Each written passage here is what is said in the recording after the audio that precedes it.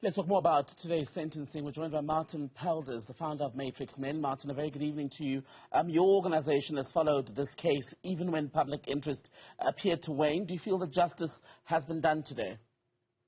Well, I don't know if it's justice.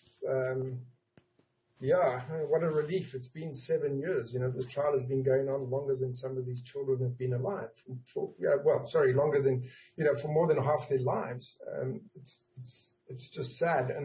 And justice, I mean, I'm grappling with that concept. I'm grateful that he's finally gone to jail, that he's finally sitting in prison for what he's done to these children. But I'm disappointed in the sentence. It should have been a lot harsher as far as I'm concerned. This man is a serial child rapist, and he's not going to stop in any way, shape, or form.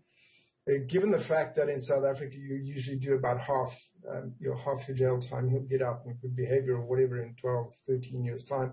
And this man is such a voracious predator that he probably continue doing what he's been doing all along. This is just going to be a little bump in the road for him. What makes this case, I mean, we hear about sexual violence against children, unfortunately, every day in this country, but this was a man who basically had the trust of some of the families because he was counseling their children, some of them as young as 5. Yeah. The youngest victim was 5. The older at the time was 13. Incredibly sad. And the fact that he did use his position as a counselor, school counselor, to actually victimize these boys. We believe that he filmed them. He did all sorts of horrific things to them at school, in their class. And when the parents started questioning these things, he would come up with these excuses about why it's the child's fault. They have ADHD, or they just have this tension, they have bipolar, or they have you make up all these things. And he totally misused the trust that was placed in him as a counselor. But I think this is something that parents need to be aware of.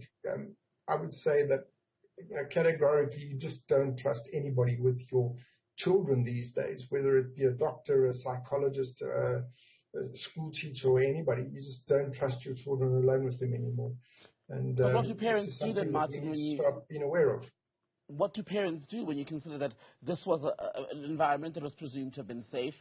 A school counselor, you can't be with your child 24/7, unfortunately. So how do you, as a parent, prevent this sort of thing from even happening? I'm not even sure if preventing is the right word.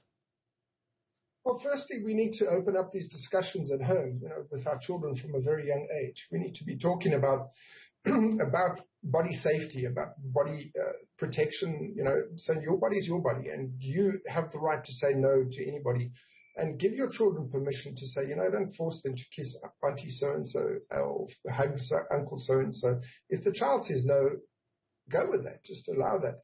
But then the next thing is to be incredibly aware of your child's behavior. If your child's behavior suddenly changes, then there's something's wrong. And we as parents, there's one simple exercise that I teach parents is when you pick your children up from school, don't always say to them, so what was the best part of your day? Did you enjoy school? Was it fun? All that sort of stuff.